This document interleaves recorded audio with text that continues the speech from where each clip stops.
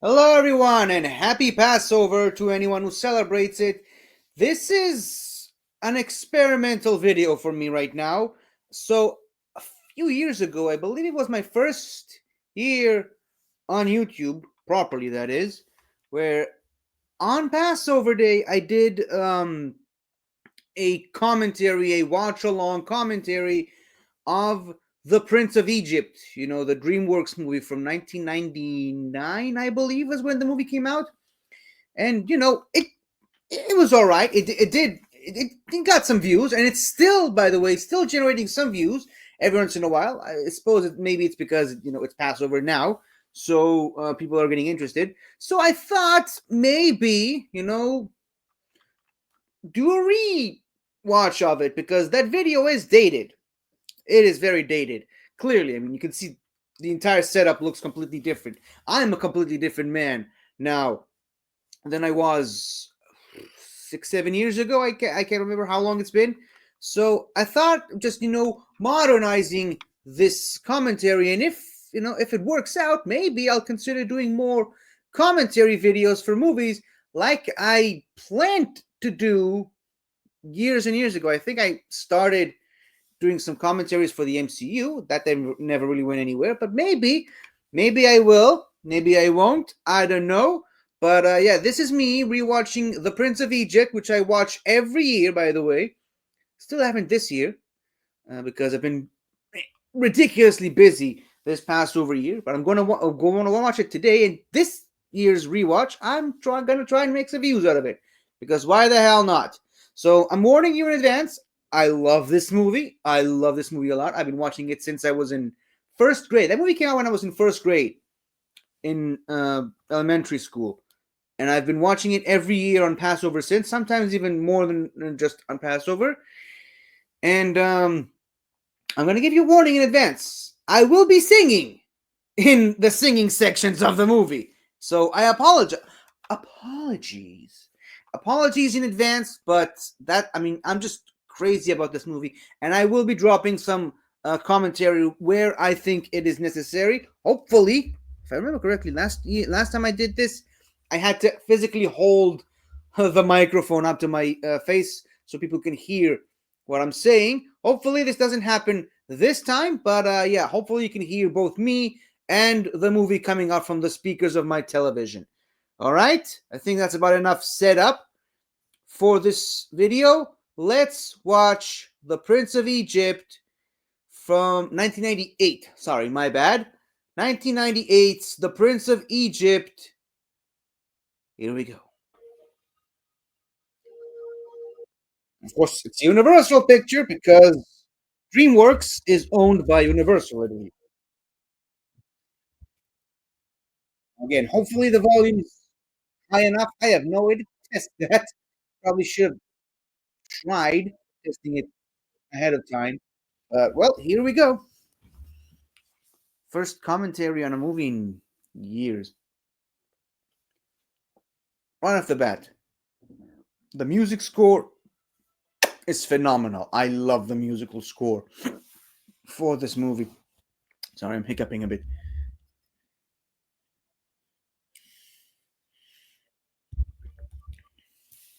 One of the best musical scores in any animated movie, not including Disney. The motion picture you're about to see is an adaptation of the Exodus story. While artistic and historical license has been taken, we believe that this film is true to the essence, values, and integrity of a story that is a concrete of faith for millions of people worldwide. The biblical story of Moses can be found in the book of Exodus. This is why I don't do Star Wars commentaries because I am not a fast reader. Okay.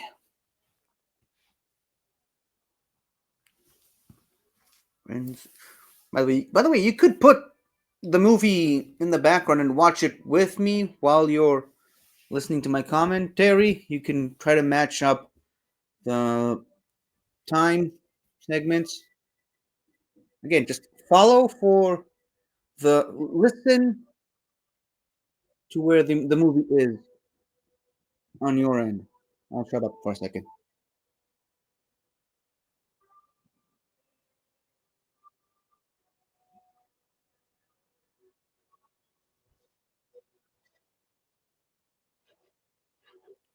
I'll turn them volume up just a bit, just in case. And yes, I do have to actually get up to fix the volume. It's a long story, don't ask.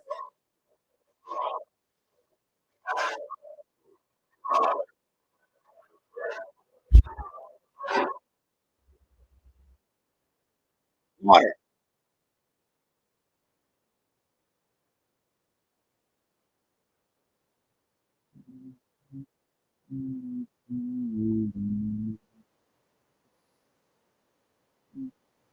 Such a wonderful representation of like, the intensity of the slavery that of the people of Israel back in the day. I mean, in those times, and the outcry of deliver us is so powerful. When you consider certain things that happened in recent years. Deliver us. By the way, all this stuff you're seeing based on real locations and landmarks.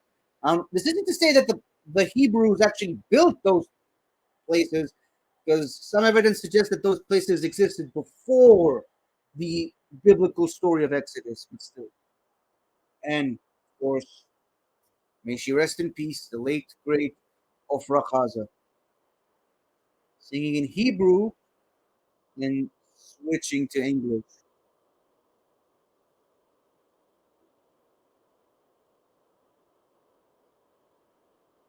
I'm not singing this. I can't match Ofra Khaza.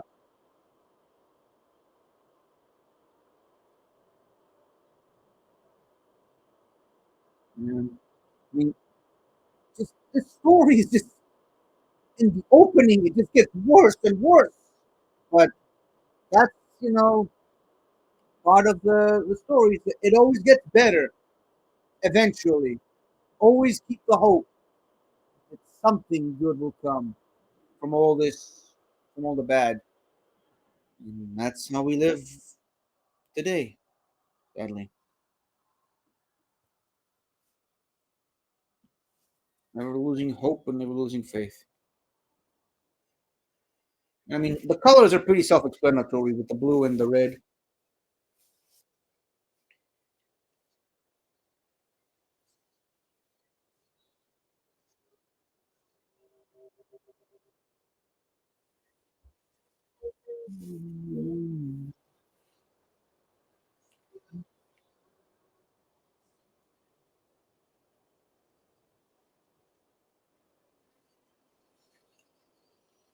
I'll bet this story plot was never picked up for any other character ever, right? Especially not a character who was wearing blue and red.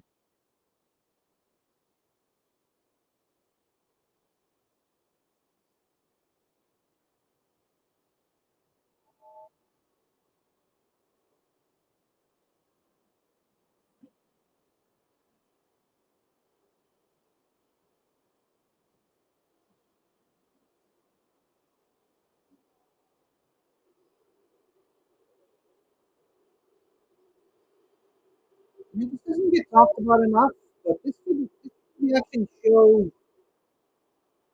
a great balance between 2D animation and 3D CG animation.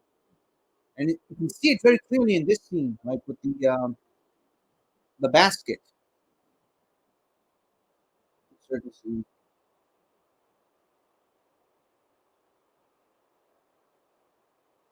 Yeah. You'd think, maybe someone actually thought that a baby would be safer over there than where she was. But I mean, if they'd stayed put, it was a guaranteed that the Egyptians are going to execute and throw him in the river. At least this way, you can take a chance that you might survive. And she says it in the song as well.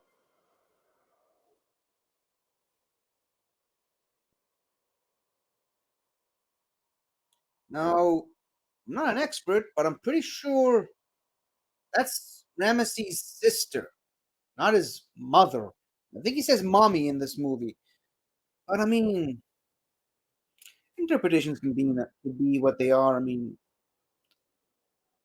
that's at least what I know. She was the older sister of Ramesses and the firstborn child of Pharaoh.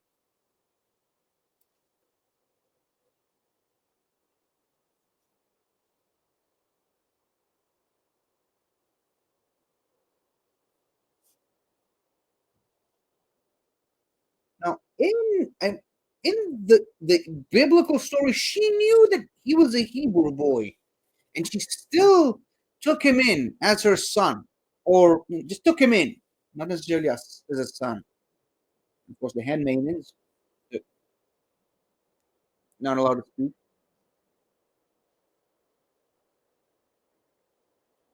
Moses.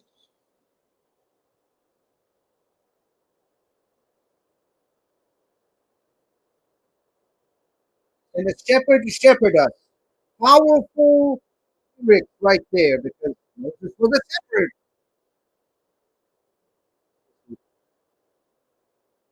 To the promise.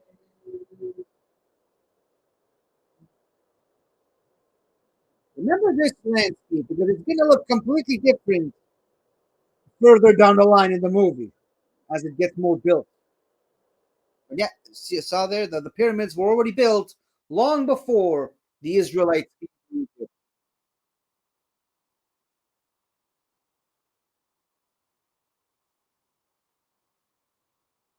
Oh, kept the same hairstyle.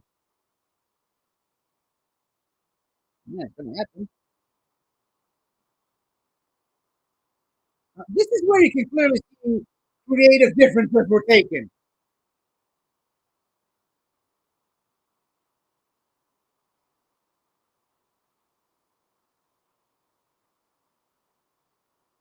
Now, you'll notice that the motif of Ramesses is always being portrayed in blue and Moses always being portrayed in red, a repeating theme, in this movie.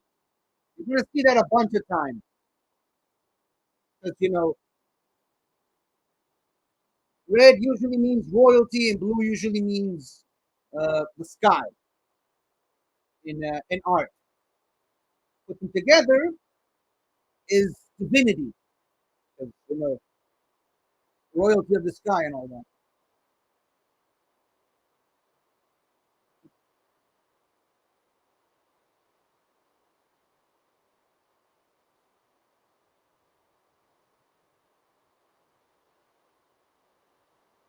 See, the whole city completely changed several years after the opening song.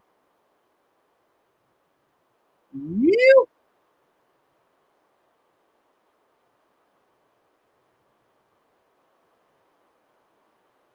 I always love this moment so much. And that is why the Sphinx doesn't have a nose, kids. Now you know.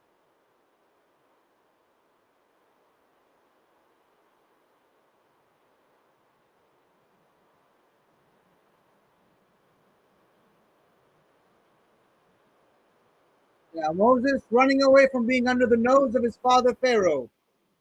Symbolism much. And you think they're out of it? Well, think again. And I also love how this sandstorm thing is gets picked up later in the story. They found a way to make something out of it. Look at the random moment.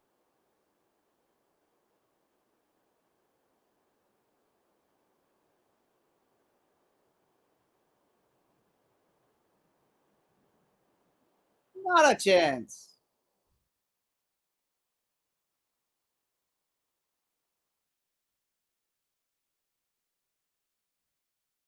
Be silent.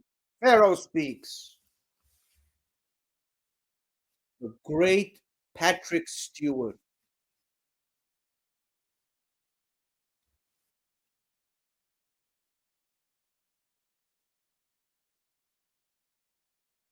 He's Martin Short.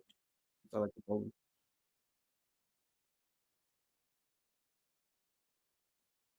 and the recently deceased Val Kilmer, may he rest in peace, and of course Voldemort himself, Ray Fiennes as Ramesses. The movie has such a great casting. I love it.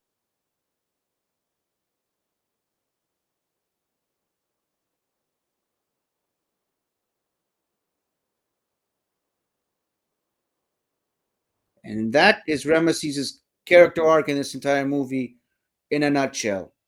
Refusing to be the weak link, which, of course, by the end of the movie, kind of was.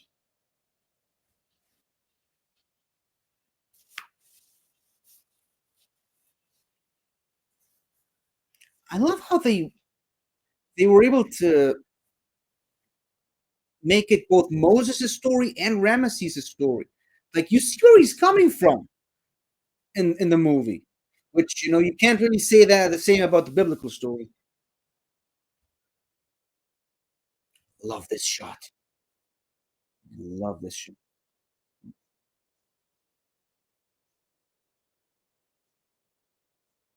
Well, this movie is just filled to the brim with poster-worthy shots in almost every frame.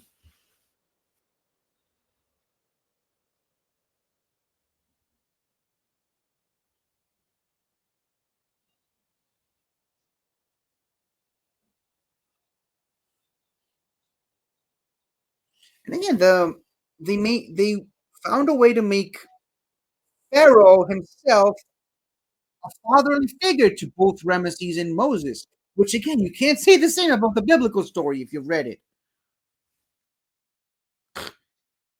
The hell did he even get up there?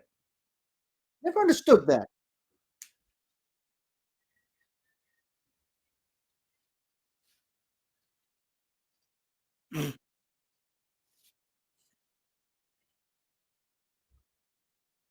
Not yet.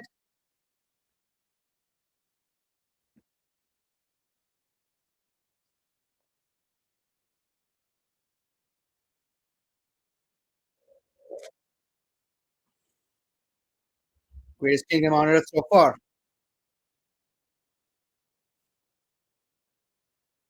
Older brother syndrome, right? Eh,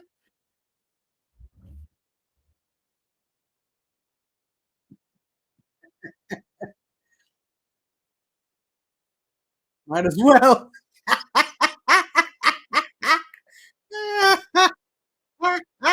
I love this. And somehow they managed to get to the ceremony ahead of those two.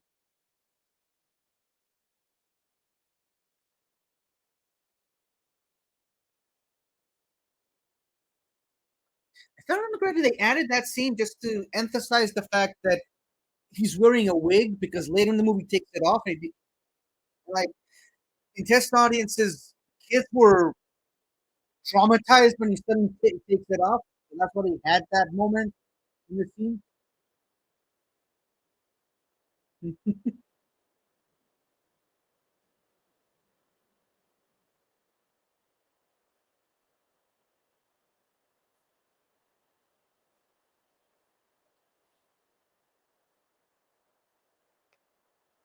That's just one step in the right direction for some. You just needed the opportunity.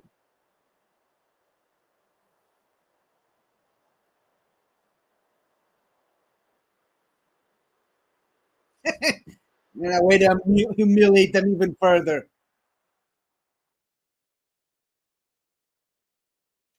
Now, if I remember correctly, in the Hebrew version of the story, Moses doesn't meet Zipporah until much later in the story. I don't know in in the Christian Bible, Zipporah actually shows up in this moment. But again, there's the blue motif.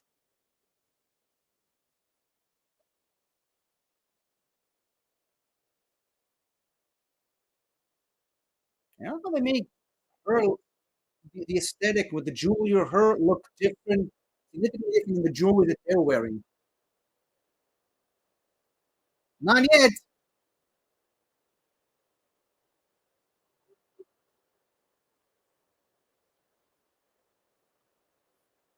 That's Michelle Pfeiffer, if I remember correctly. None.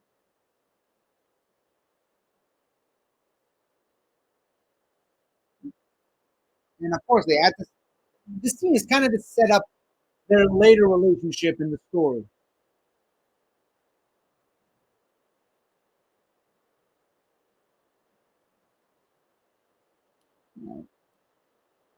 Nice performance.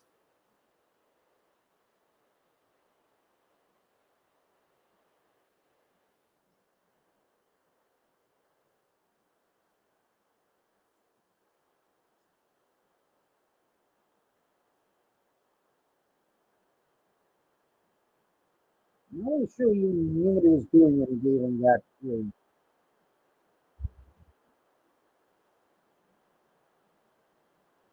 I don't think we think the ring is supposed to meant symbolize any the job he gave him. It's just a sign of authority or so. Well, you done something. Now you gotta own up to what you did. This always made me laugh.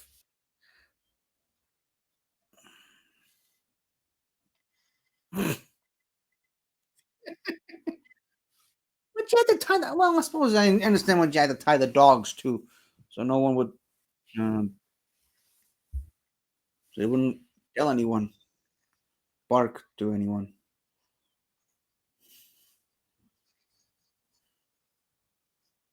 Whoopsie. Now this is a lot about Moses' character that he saves her.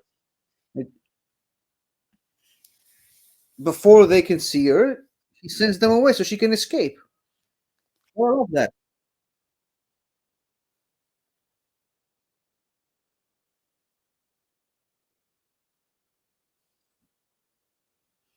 And he even goes so far as to make sure she gets away properly.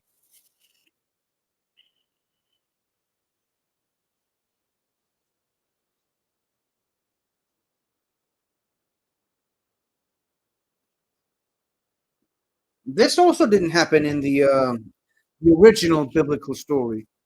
I haven't read every reinterpretation or rewrite the story ever had, but I remember that they pretty much went from Moses being picked up from the Nile River to him beating up the Egyptian in a couple minutes.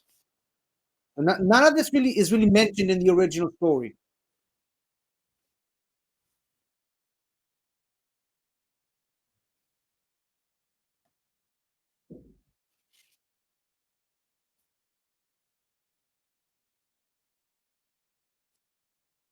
Oh, Jeff Goldblum, Jeff Goldblum, and I cannot remember who voices Miriam in the story. Give me a sec. Not something I didn't have last time.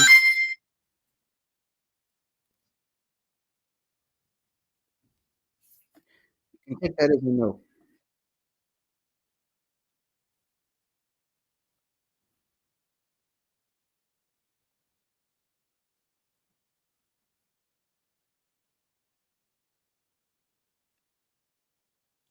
He knows better than you.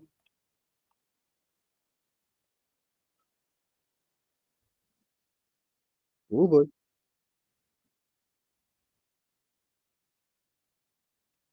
Sandra Bullock is Miriam. You should know that.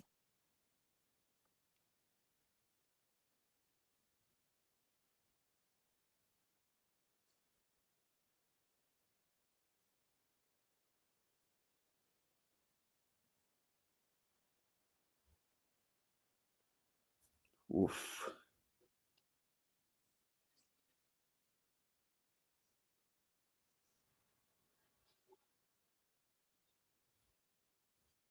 Yeah, I suppose in the biblical story, he just picks this up on his own without meeting his sister. But I suppose for a movie, it makes sense why they had this scene.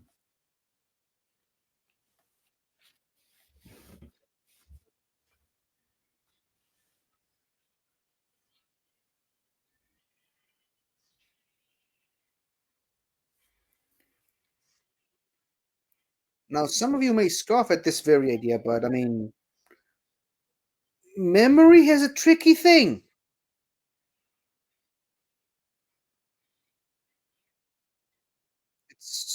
It's entirely possible you may have remembered this lullaby.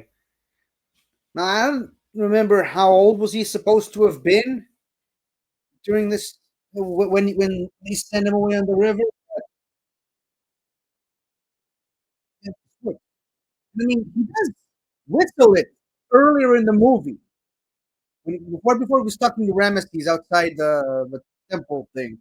So he does kind of remember the song that his mother sang to before she sent him away. And by the way, in the biblical story, his mom kind of breastfed him after Pharaoh's daughter found him. So maybe she sang the lullaby to him there. I'm not sure if it is Val Kilmer singing in this moment, but still, one of the better songs in this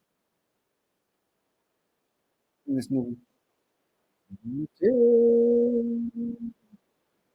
Is my home, my brother,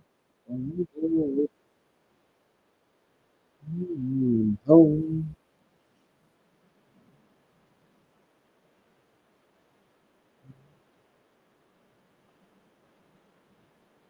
So the skinniest dogs I've ever seen.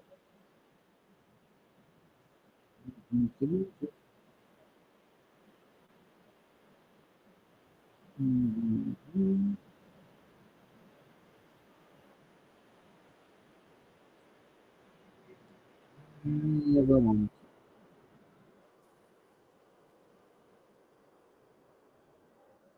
wanted,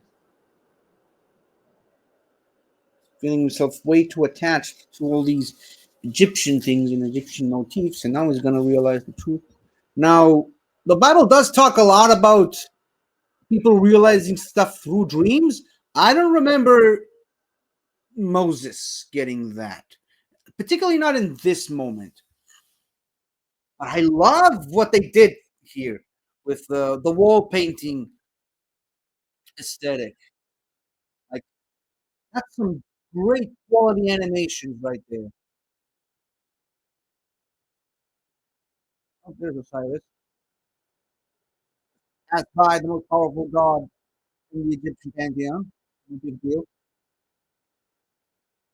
Now I wonder if the Egyptians really would depict something like this on their walls because they did like to depict everything that they did. Would they have actually got recorded something like this? And obviously, in the movie, that's how we learned the truth. But like, would this be something real? Again, the 3D CG animation mixed with the 2D animation is great in this scene and in this movie in general.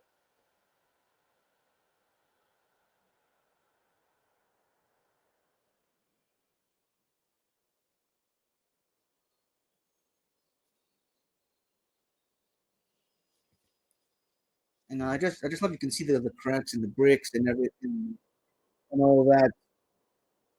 Like it really makes you feel like this is an actual wall painting come to life. Love it.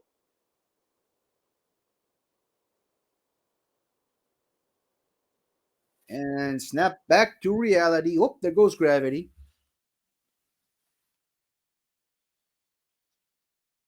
And naturally, he has to find out now.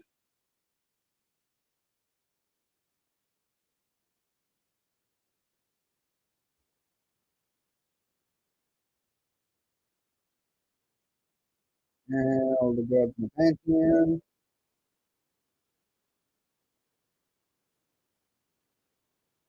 And more or less everything you just saw in the dream. Again, would is this something that the Egyptians would depict on their walls from that time? I guess that's something you really want people to know. You want to be remembered for it.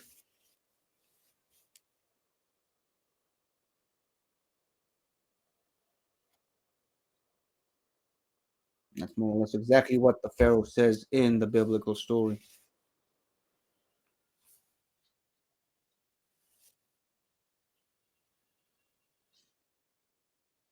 I love the animation of his face as he's saying it. Obviously, the real Pharaoh never would have thought twice about it, but you clearly see that he's pained to have done this.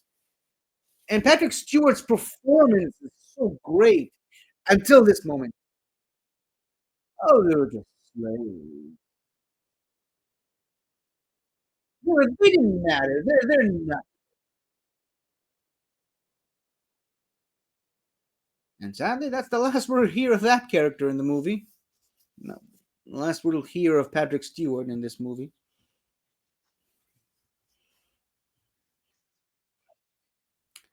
No,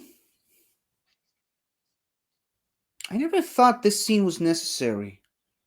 You could have just skipped from the previous scene right to the next one.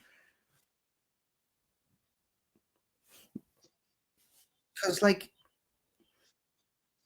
she's trying to make him see that he still belongs in Egypt. He's still one of them, even after he already knows he's not. I mean, it's a nice way to give a reprise of the song. You know, that's the one. My one negative about this movie is I don't. This scene could be completely cut out. Like, this scene serves no purpose in the movie, in my opinion.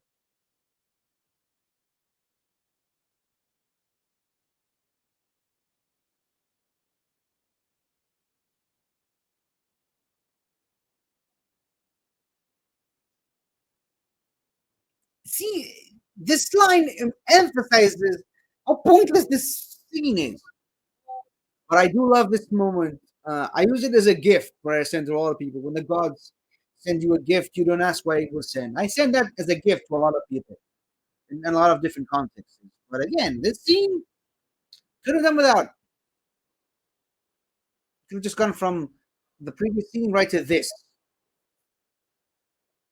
And he's really Pharaoh now because he's got the head set. So clearly, his father dead now. And this is where they were running with the chariots earlier. I said they were going to pick it up. There's the nose. They're standing on. I watched this movie 1,000 times. I just realized that they're standing on the nose. That's my first time realizing that.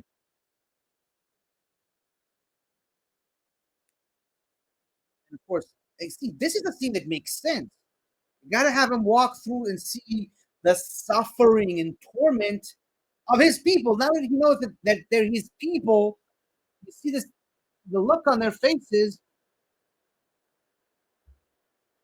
and that's what sets him off the edge to send this guy off the edge.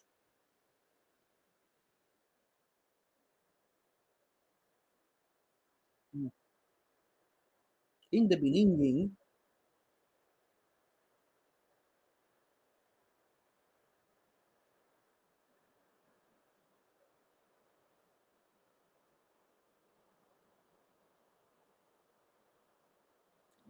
I love the dramatizing of the scene. Now, if I remember, in the original story, like this wasn't in a central place where everyone can see. Like it was somewhere where almost no one could see what he's about to do. Clearly, in this scene, he's just trying to stop him, and he accidentally falls. But in the biblical story, he like beats him up and buries him in the sand. It's a little more than this scene.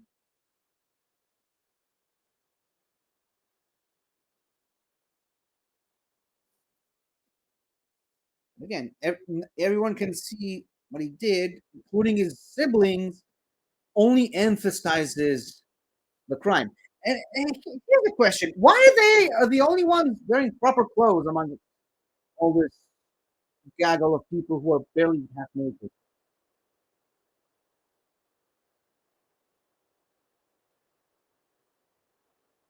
Moses!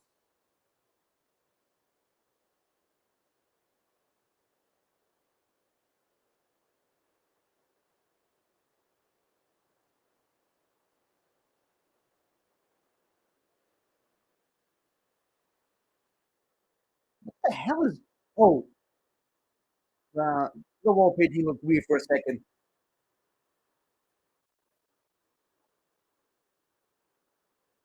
And again, more showing that Ramesses is not the purely evil character that he was depicted as.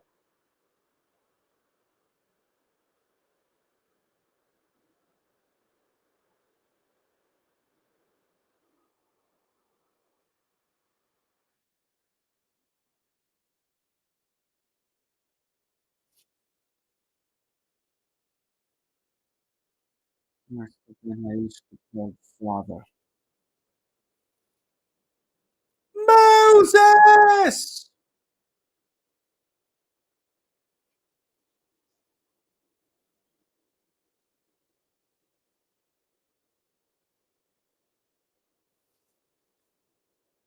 My brother. Again, like focusing on their relationship as brothers is one of the most powerful moments in this sorry, powerful themes of the movie. And it, kind of connects all the way back, all the way forward, I should say, to some of the conflicts happening now. It's, the sibling rivalry of the conflict. I mean, I know the Egypt and the Israelites isn't really the best example, but I mean, it's a fight amongst brothers, and this is really the central theme of this movie.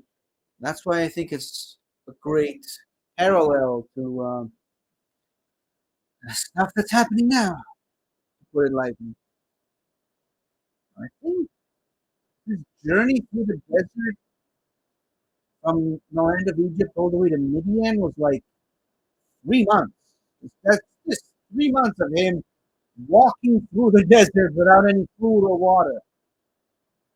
And he could have maybe found some food and water along the way. Otherwise, he wouldn't have survived this long. Still, but I mean, well, God was protecting him and all that nonsense.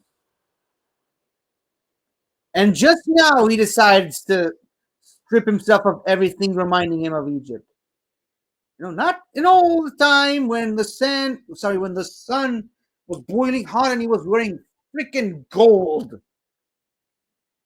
Like, why did he decide to do it now? And yeah, that's the moment I mentioned earlier where he takes off the wig, and people were shocked to know that that wasn't his real hair. And it really got me off guard first time I watched it because I think I wasn't paying attention the previous scene where he takes it off. So I see what people were going for. And this is just the way this movie balances drama with humor is incredible. I love this. Watch this.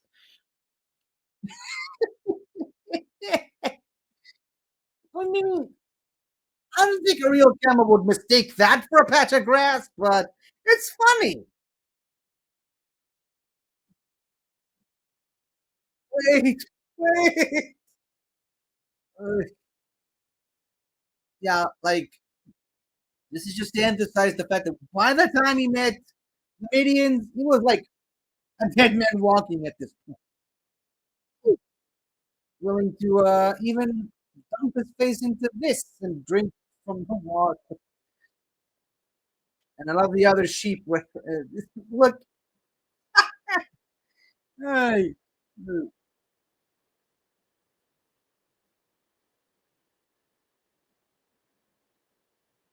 and well, you can see the passage of time because he's getting some fuzz around the cheeks.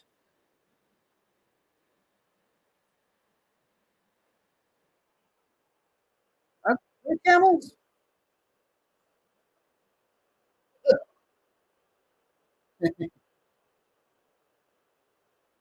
Camels can actually run really fast. Not a lot of people realize that. Hey, I didn't notice. I didn't realize he was supposed. If he was being dramatic in this moment, or was he really just on the brink of collapse?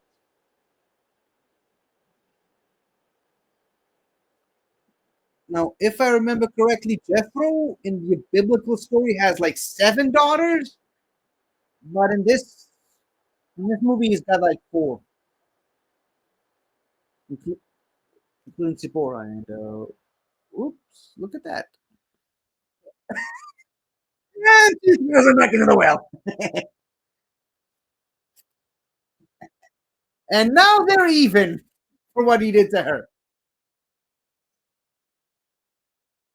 Foreshadowing.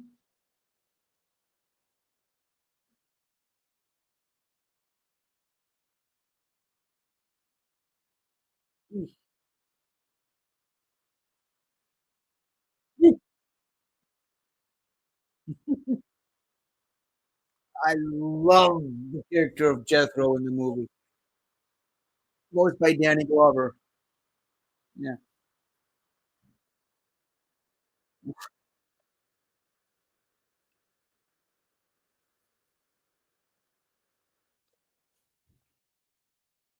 father of the Druze, according to them at least. The least I know about it. At least I'm about it to know, allowed to know about it.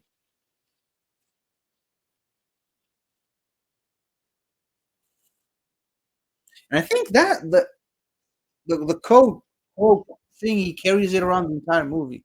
Yeah, the guy's starving and eaten in weeks, and you tell him not to eat just yet.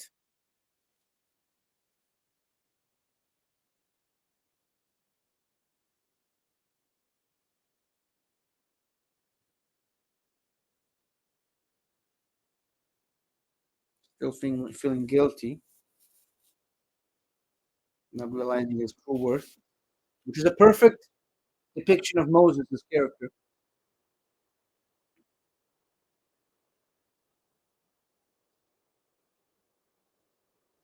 My favorite song in the movie.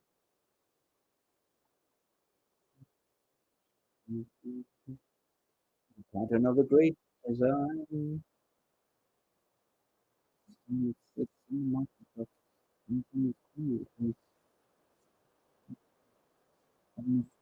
from the base.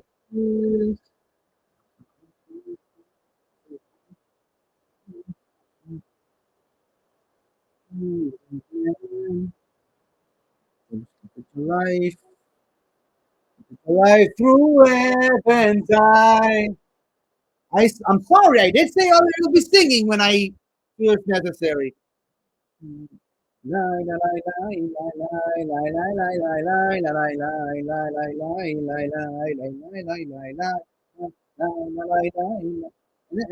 refusing to join the dance is part of his character development, which is brought to life perfectly through this song. What?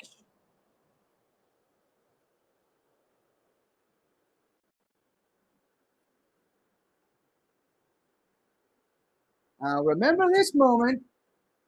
Remember this. By the way, sheep don't open their eyes immediately after being burned. But remember this little sheet that he helped deliver. It's going to be very important later.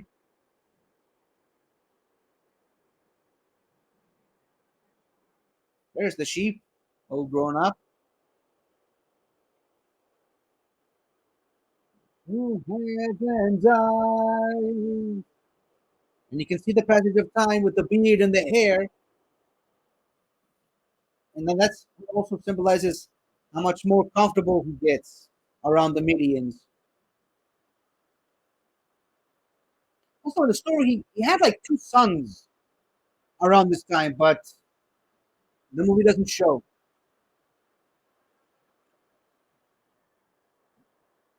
Slowly opening up. Congratulations,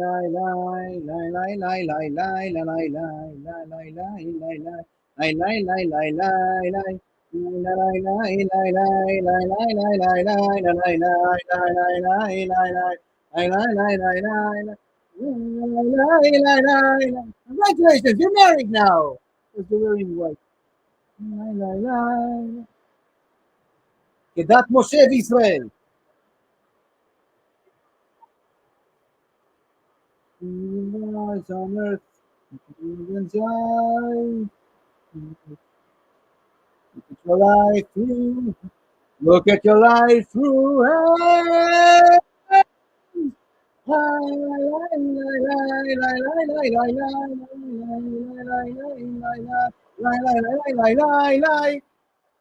love this song.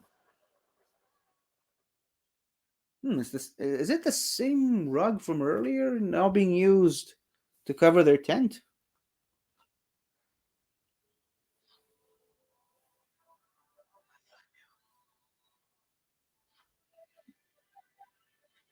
Go do your shepherding business. I need to sleep.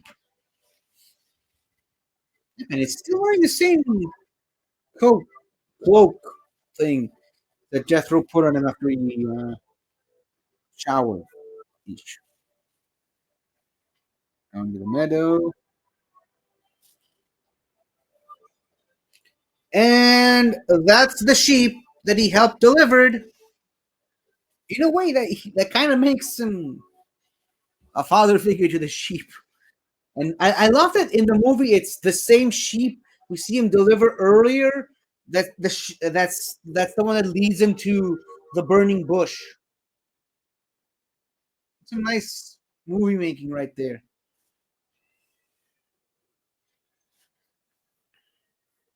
And by all accounts, the burning bush was burning with real fire. And I love that in the movie they kind of depict it as like blue flames, cold flames, to signify that it's not natural fire what he's seeing in the bush. I love how unnatural the flames look. And again, the use of computer generated ish imagery in this 2D animated movie. And of course, in the real story, he didn't. Think. I don't remember him putting his hand in the fire to check if it's really burning or not. But it's nice that they did that in the movie. Moses. And yes, that is Val Kilmer's voice as God. Because I mean, if you actually did speak to God, what voice would you expect to hear other than your own? I think that's what makes sense to me. Like, well, what voice would you expect God to have? So it makes sense that he would have his own voice.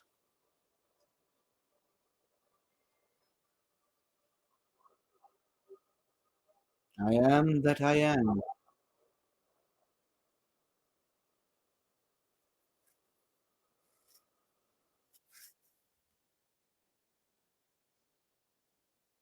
Yeah, Isaac, Jacob.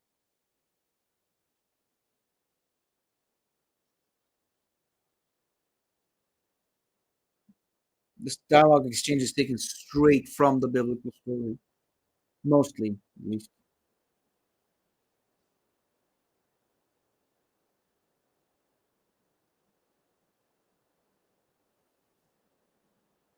Leave that man alone.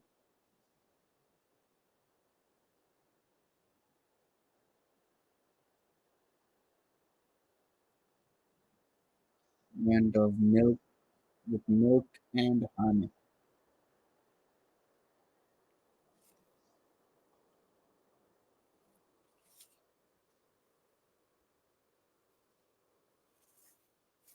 Of course, it's like in the original story, he refused to take on the responsibility because let my people go. Because a lot of people talk about this stutterer, Moses, but they changed it into this movie.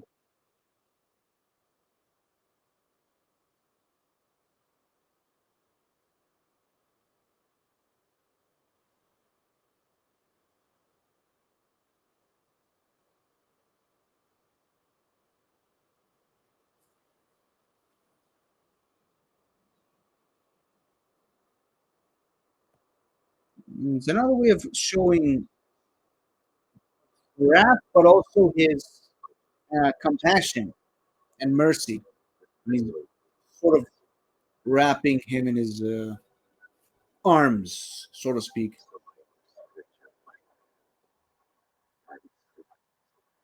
With all my might. Close enough.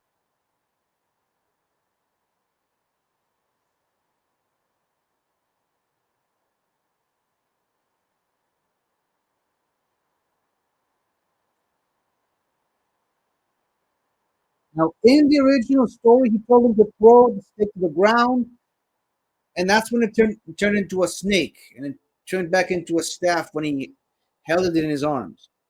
Remember that point. It's gonna come up later in this movie. I mean that's turning the stick into a snake. That's how Moses knew he was actually talking to God, or at least that's how when he accepted that God will be with him when he goes to Egypt later on. Again, another poster worthy shot right there. I love it.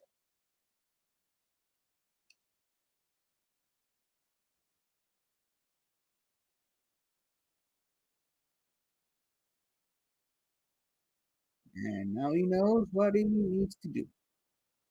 Like the Midians have their lives. It's about time his people will.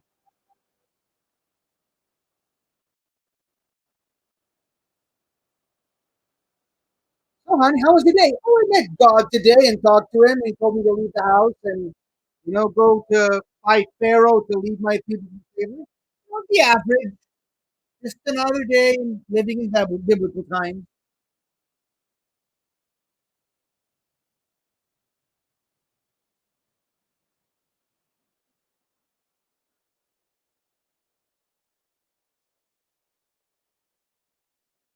One man is all it takes.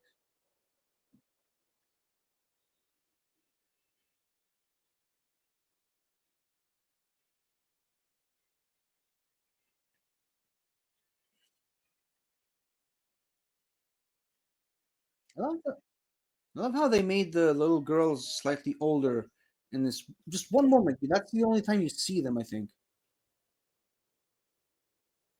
to show you how the passage of time happened.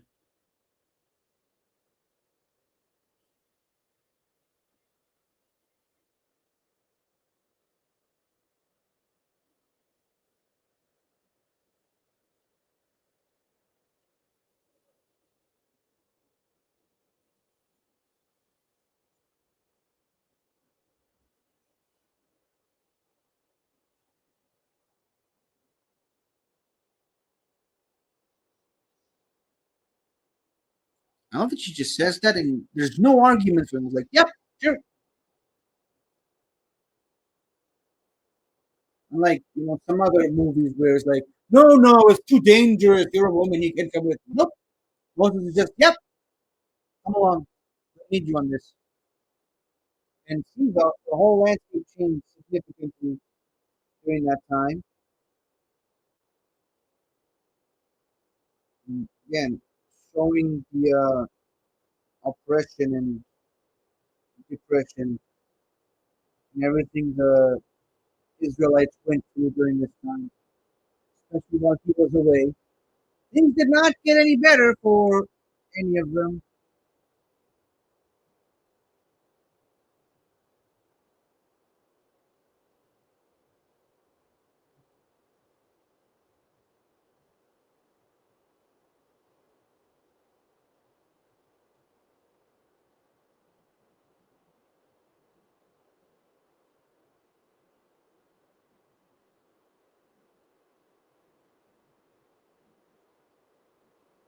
And of course, they all recognize him instantly.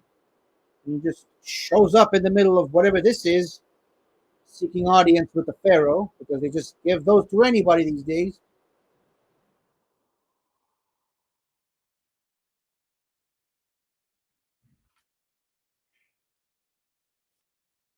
Uh-oh. How are they basically the same age, the two priests? By the way, those two were never properly mentioned in the Bible. They were just two random, unrelated priests of Egypt that they just shoehorned into the movie for comedic relief purposes. And it works.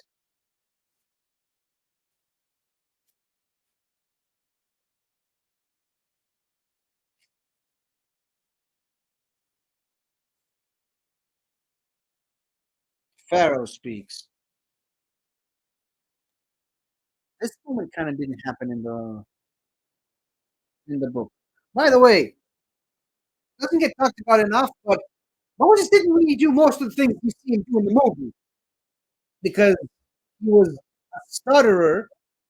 So his brother Aaron was basically a mouthpiece for him. So the moment you're about to see happens very differently in the book because it was Aaron who did all this mostly. But I mean, for the movie, you got to keep Moses here because of the sibling rivalry element in the movie. Let my people go.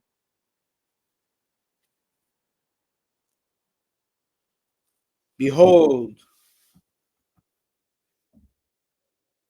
the power of God. Now, in the Bible, in the book, it was Aaron that did this, and it was an alligator, not a snake. Again, that doesn't get talked about enough, but those a snake is more iconic to this moment.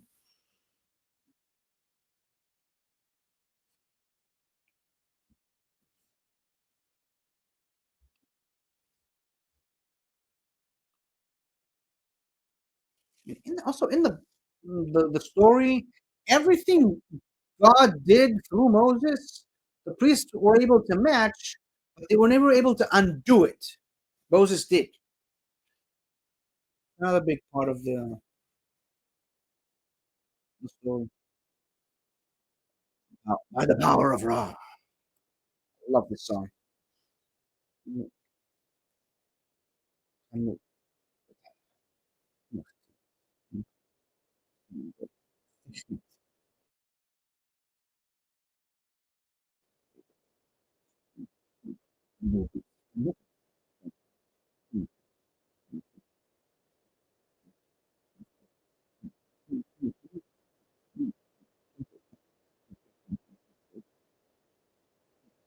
Ah! Now, all the Egyptian gods can't hold a candle to the Hebrew God. Is what the song is basically trying to say.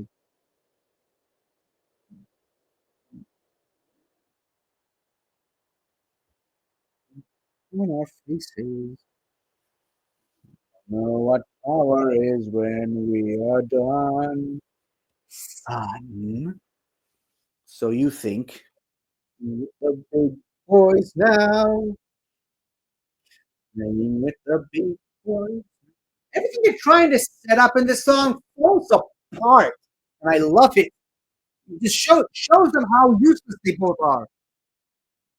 But it's them taking revenge on him for what he did to them when he was younger. So they give him this moment.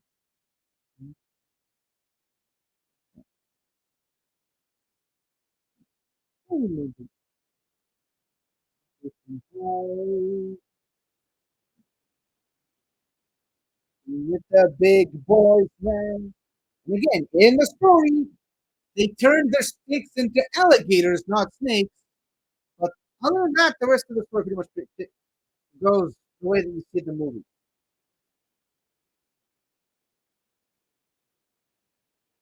The big boys now, playing with the big boys now. For us, you will kneel before us.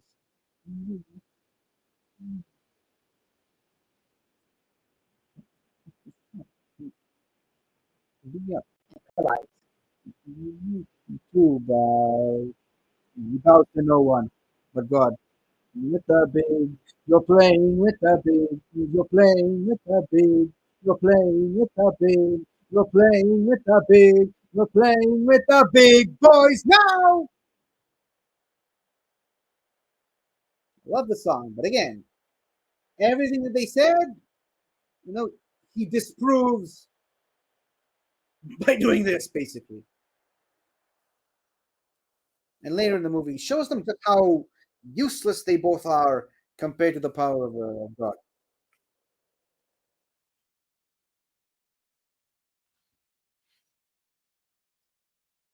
and still that same area that they went to earlier.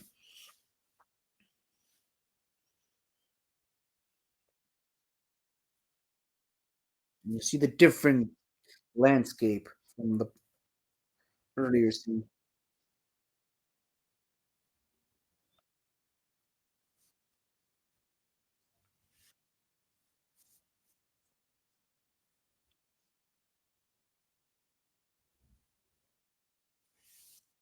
I think the name of the pharaoh was mentioned in the biblical story.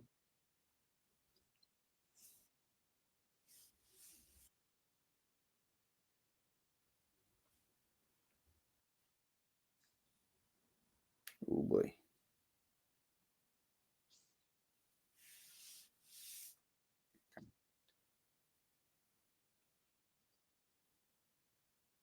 Bring them home now. This story is more relevant today than it ever was.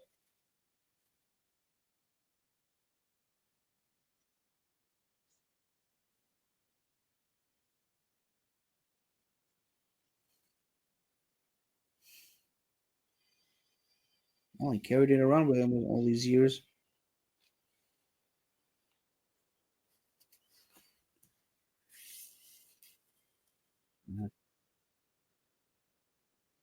And that's when you see the turn in this character's eyes.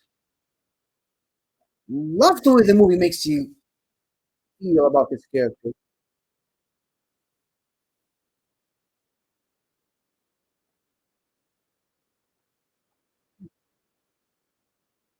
There's that character arc mentioned earlier.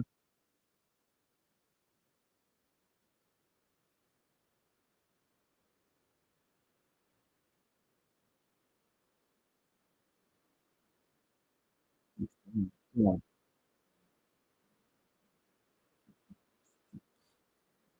And he just leaves them in there in the throne room for some reason. I never understood that. But like in the story, that's really when things really got hard for the Israelites. He kept making things harder for them. Like they didn't get the materials to build with right away. They had to make them themselves now.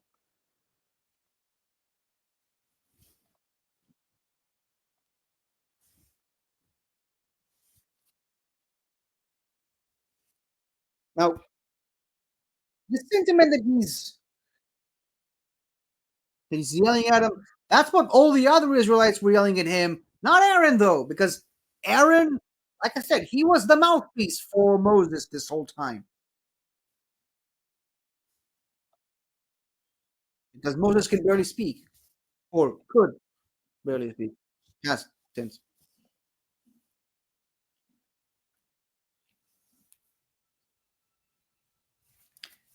And Miriam's role in the story isn't really that defined beyond just the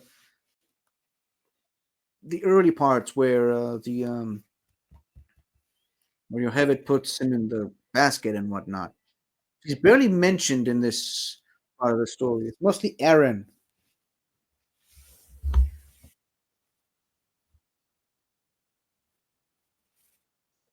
What about when he? Okay.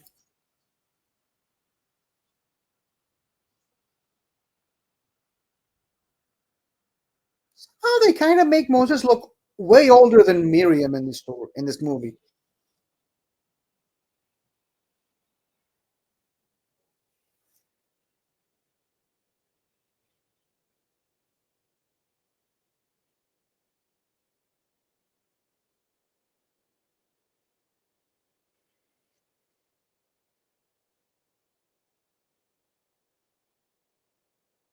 And there's Ramesses.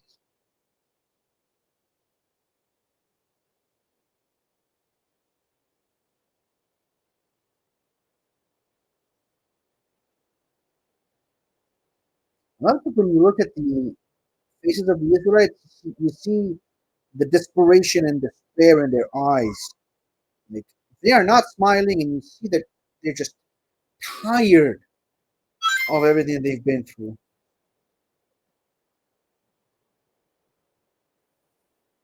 Love this moment. Let my people go.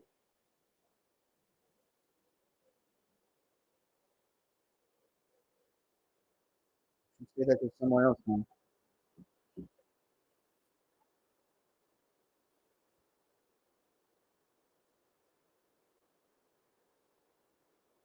No, looks like that part of the Nile isn't that deep. It's still takes a very long time to traverse that relatively short body of water. And there's Dad telling him what to do. Now, I believe in this part that was Moses who did this, but then he said Aaron. I mean, Moses did this to the Nile, but he then said Aaron, and he did the same thing for every other water source in the land of Egypt, not just the Nile. And then all the other stuff Aaron did with his staff in the original story.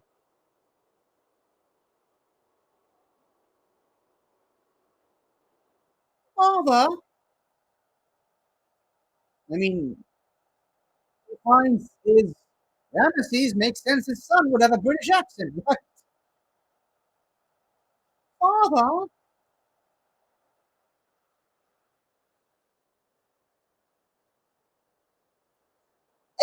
When you see,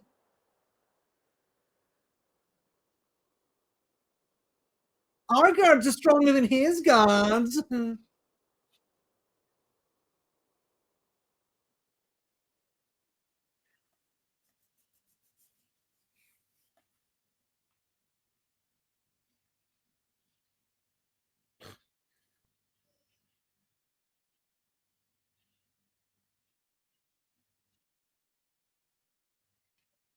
I love that everywhere he's standing, it's still clear water. Love that moment. In the beginning,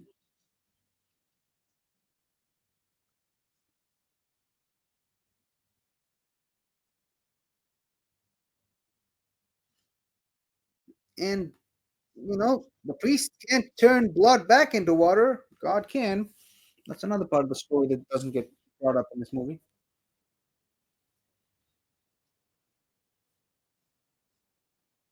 Again.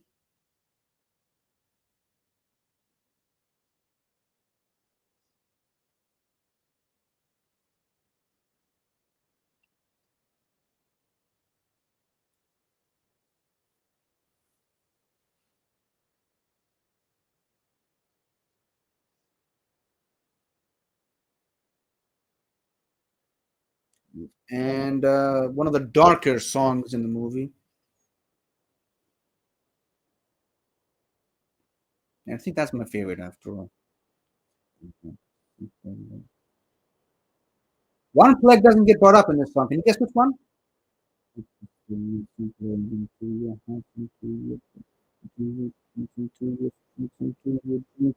your bird, on your cattle, on your sheep, upon your oxen in the field, until you listen to your sleep, until you wake, until you hear.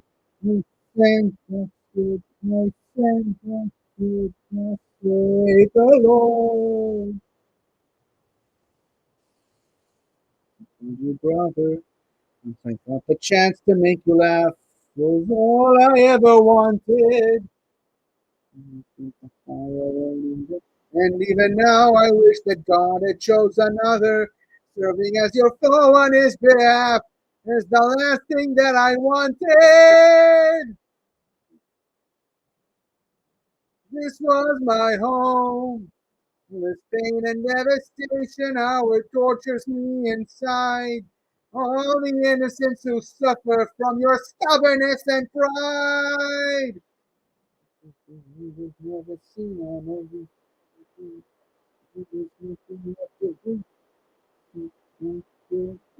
send my soul to save the lonely old brother. Why must you go down another blow? Let my people go. Thus say the Lord.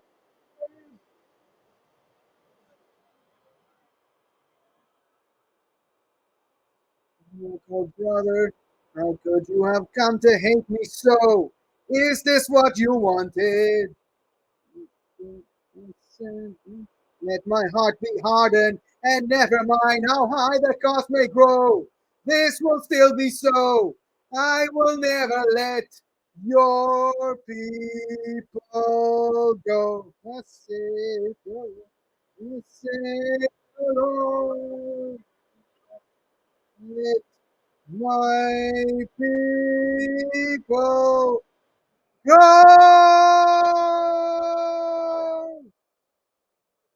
You see that? Oh, yeah, the statue of rock crumbling to dust. Not symbolism at all. But again, the blue and the red, both of them.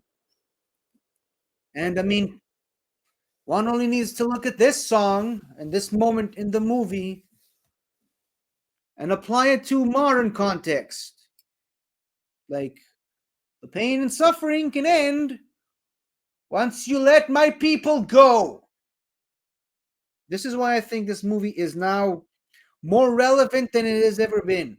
And this biblical story is more relevant now than it has ever have been.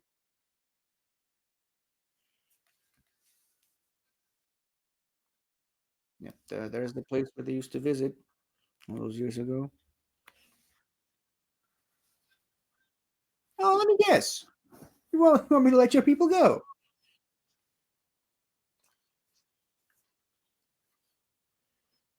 And in the story, he said, "Yes, fine, you can go." Then he said, "No, no, you can't go." Then he said, "Okay, you can go." Now, then, and so he changed his mind like a bunch of times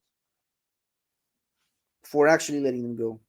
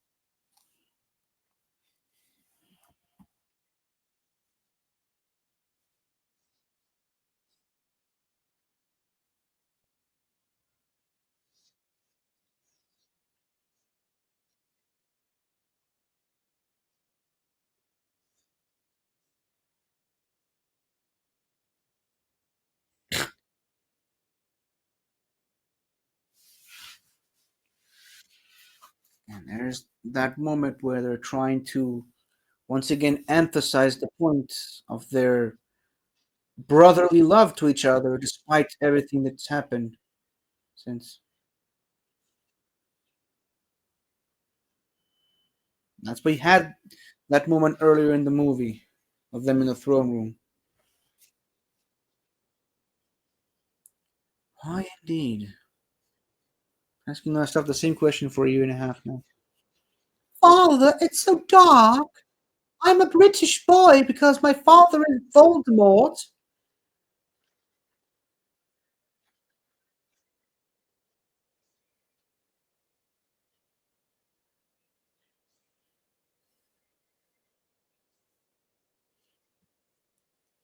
And it's very symbolic where the kid is standing right now.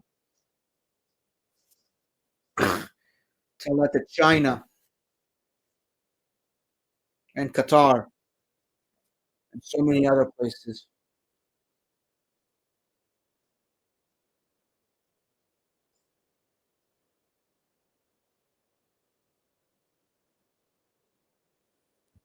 I love that he's still trying to warn him.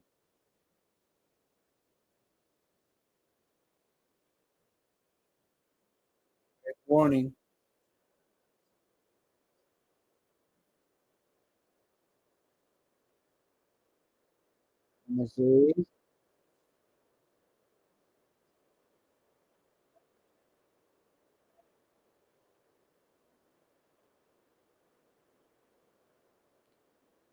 Now, this line is from the biblical story, but I don't think it was Ramesses that said it. I think it might have been God himself in the story.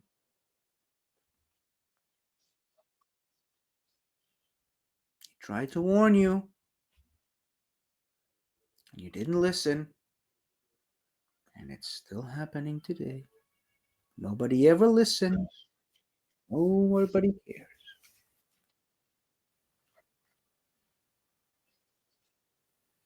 And the lamb was is kind of as a holy figure for the Egyptians. So this was just another way for God to humiliate the Egyptian gods even further. The marking of the blood, which, by the way, this is why Jewish houses still have mezuzahs on them.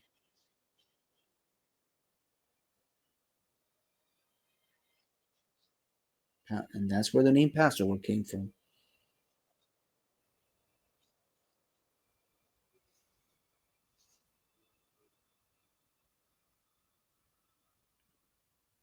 This is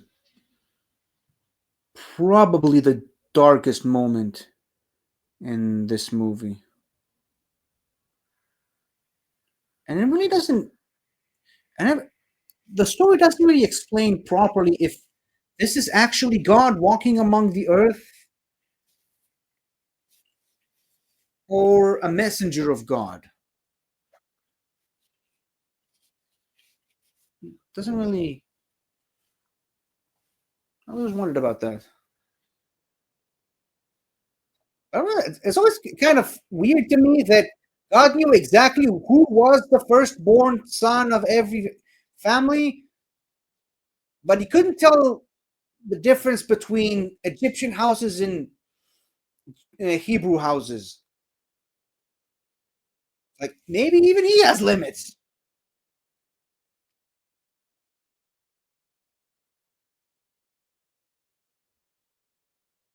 Well, and also in the story, for some reason, he also killed the firstborn of every cattle, of every animal, which seems a bit excessive, but okay.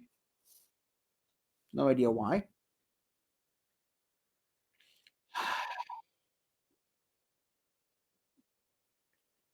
I love that sound effect of it's like them drawing their final breath, so to speak. Yep, they're the firstborn. Doesn't just mean when they're still kids, going after the older ones as well.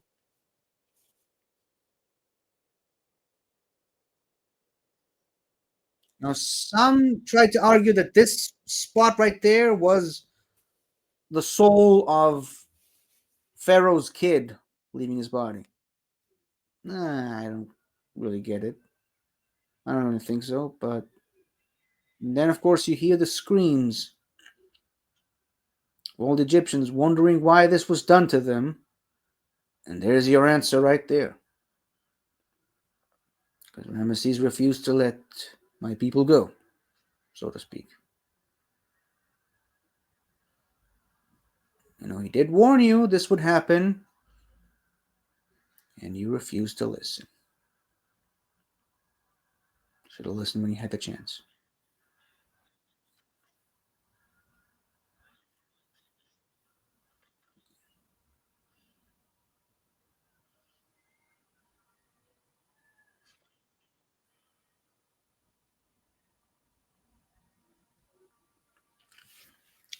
Story gets new relevance and new meaning every year.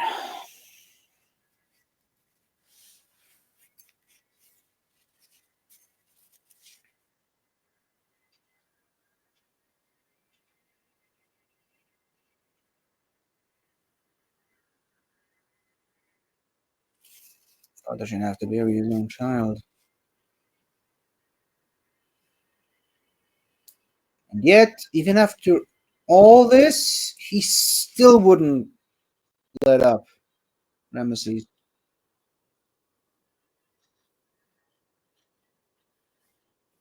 And this right there shows you just like Moses did not want to go through with all this, but he went through with it anyway.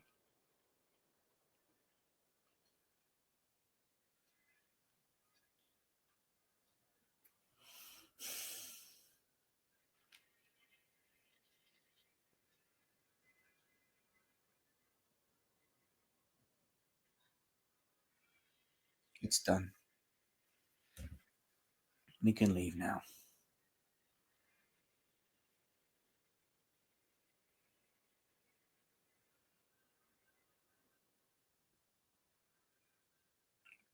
One of the more memorable songs from this movie, which I believe is sung by Mariah Carey. And who else sings this one?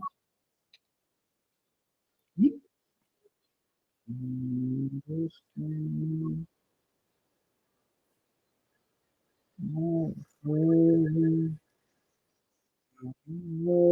there's much to fear when you're moving mountains long before you. Whitney Houston. Mariah Carey and Whitney Houston, of all people.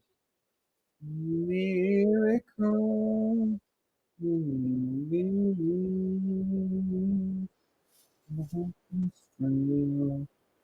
It's hard to kill.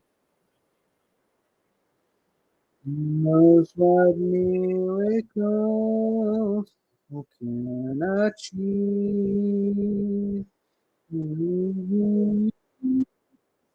Somehow you will, when you believe.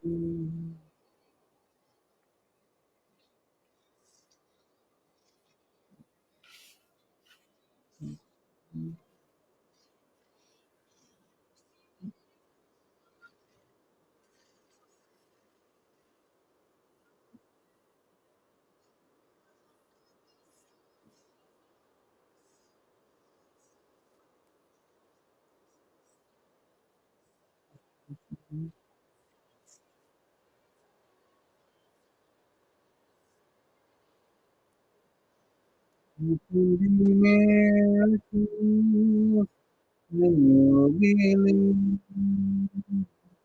You have to feel it. And all the Egyptian temples in ruins. The Egyptians are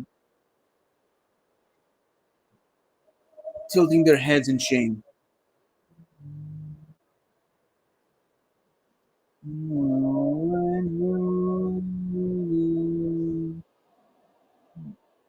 And that is a real song that is mentioned in the Bible in this moment. This is an actual song the Hebrews were singing to God.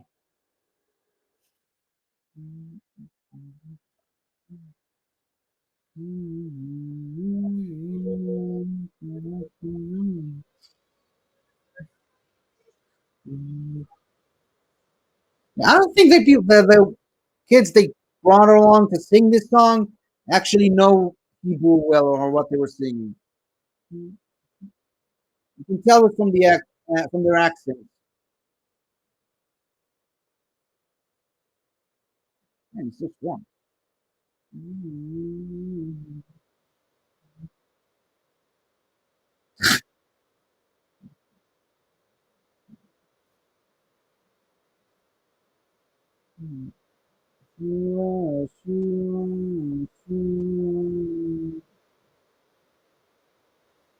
Can be miracles.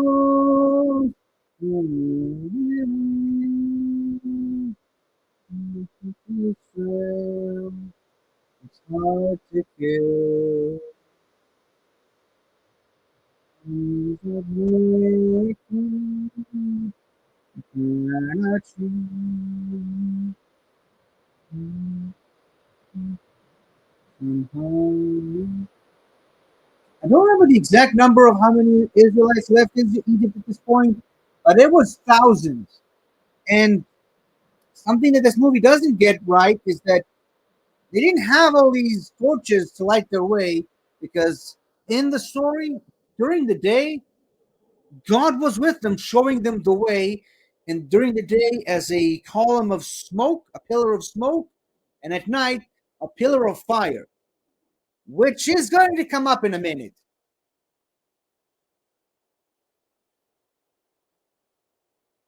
Just have a little bit of patience.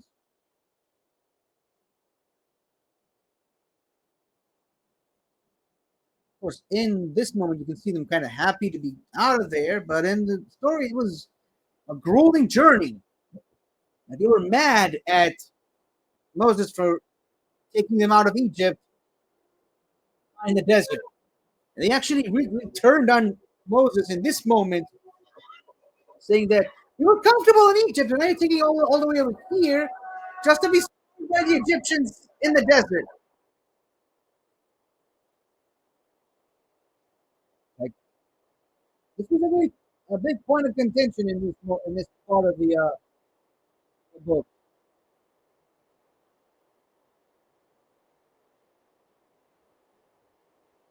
And there's that pillar of fire that I mentioned earlier.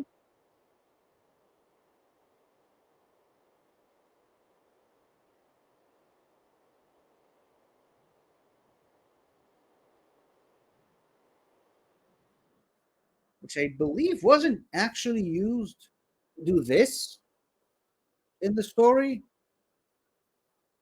but it's a nice way to give this part of the story a bit of a break so Moses can do what he needs to do. And I think it was, in fact, Moses who did this, not Aaron, like all the other plagues.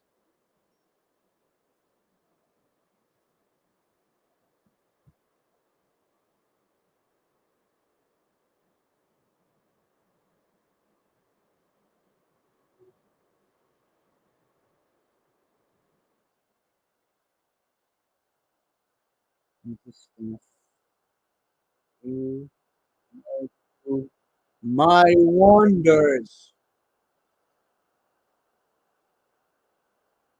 Great effects.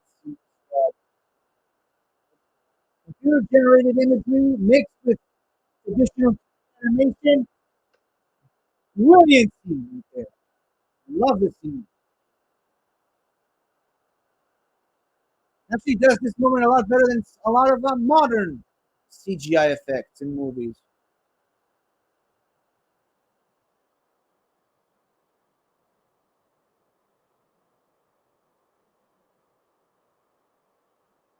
I think Moses finally earned Aaron's approval in this moment. In the movie, of course, not in the story. And it's nice that it's Aaron leading the charge of people through the Red Sea.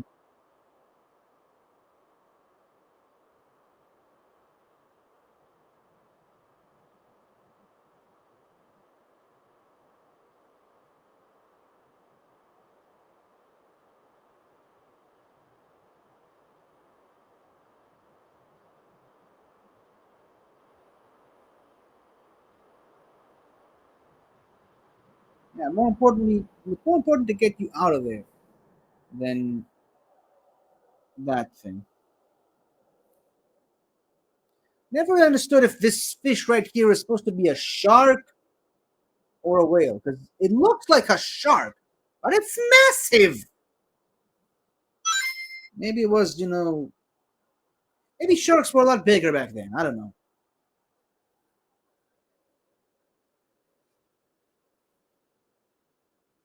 A lot of annoying messages. I apologize.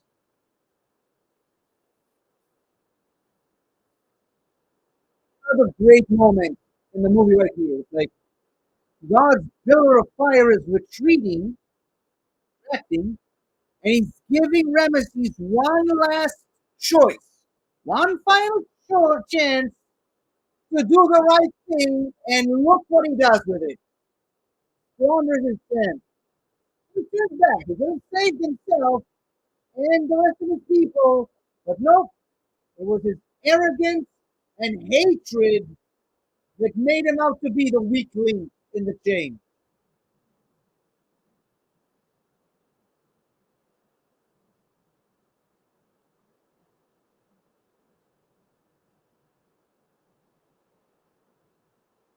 Like, again, didn't you learn from all the plagues? It's like you learned nothing, Ramesses.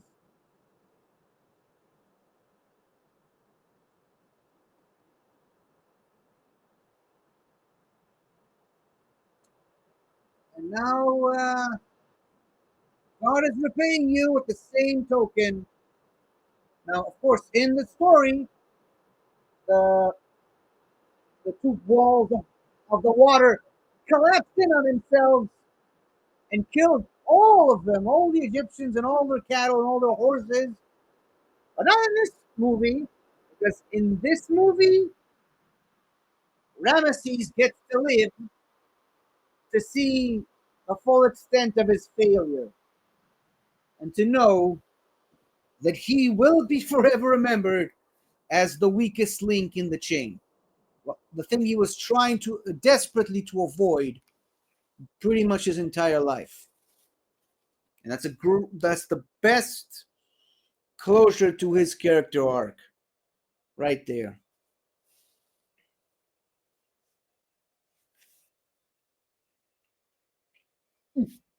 Sorry. Freedom! I don't understand why he had to include these two characters in there. Like, some of the Hebrew slaves went on to work as palace guards for the Egyptians or something. I don't know.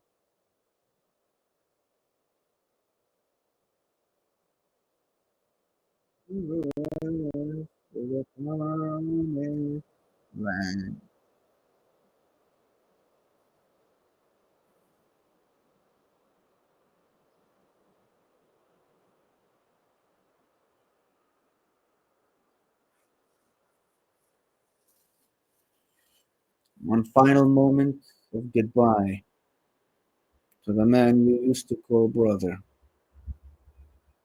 I love how the movie kind of depicts their brotherly relationship. Moses! Moses!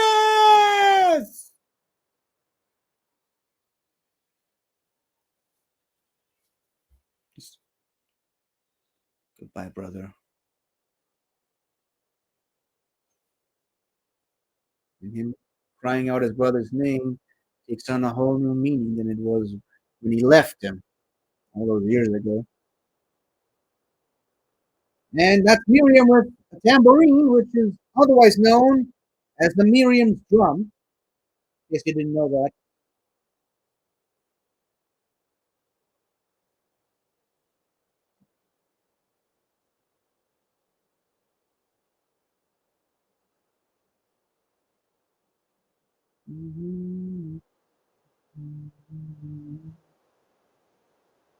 Again, the people singing in Hebrew do not, they're not the best at Hebrew. I'll just say that. Another poster worthy moment there.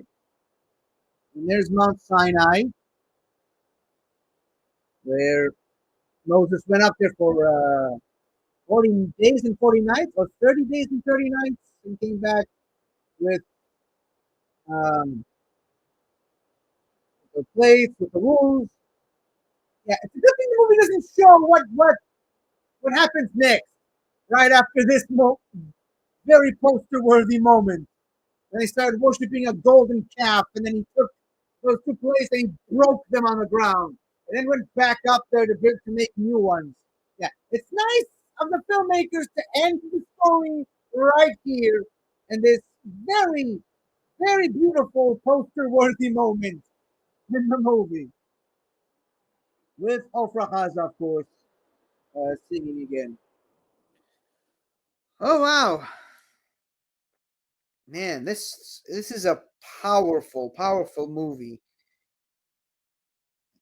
and we're gonna continue listening to the sultry voices of Whitney Houston and Mariah Carey as I take us out here. Uh, hold on.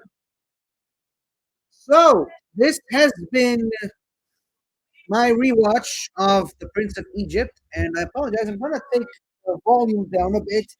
And yes, once again, I have to actually physically get out to adjust the volume from my TV because my remote is well broken. Well, not so much broken as in, not working. It's a long story. I don't have time to get into any of that right now. But The basic point here is I've said this up top and I'll say this again. I love this movie. And as I mentioned, this movie is more relevant today than it ever has been. And of course, the story this movie was based on is more relevant today than it ever has been. Uh, Probably ever. Maybe, 80 something years ago. But I mean, 80 something years ago, we didn't have this movie, but still. So, just quick reminder um, there's still people suffering and people dying every day because of the arrogance and the hatred of some people. This could all be different. This could all change in a moment to let my people go. That's what I'm trying to say. Yeah, this has been my second attempt at doing a commentary. Well, not an attempt. I did it, but it's been my second commentary for this movie, The Prince of Egypt. One of my favorite movies growing up. One of my favorite animated movies of all time. One of the best movies of all time. And you know what? It's I know the Shrek movies are kind of regarded as the flagship franchise for DreamWorks. I would argue that this is the movie that really put DreamWorks on the map. And you know what? A quick Google search: is this the first movie that DreamWorks Animation has ever made? Because if it did, I mean, what a way to start your studio. Let's see. Filmography. Yep, this is the first movie that ever came out. Hold on, what? Oh yeah, so sorry, my bad. So this basically is what started DreamWorks. This is how this. No wait, Ants. Ants is the first movie that came out.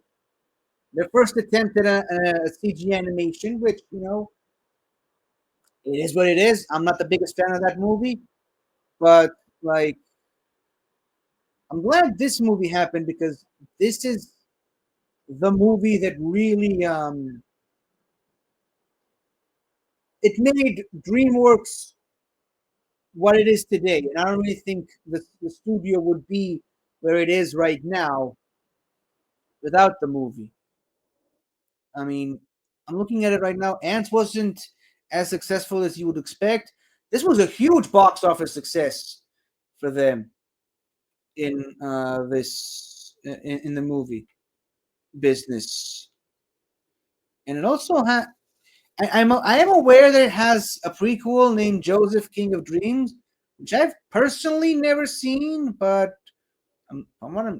Yeah, it's a direct to video. That's why I'm probably most people probably haven't heard of it. But I've been told it's worth a watch. Maybe I'll do it at some time, but right now I just want to focus on this movie. I still love it. It gets better with age, as far as I'm concerned. And like I said many times, it gets more relevant with age. And I think right now I'm just trying to uh, uh, wait for this song to be over.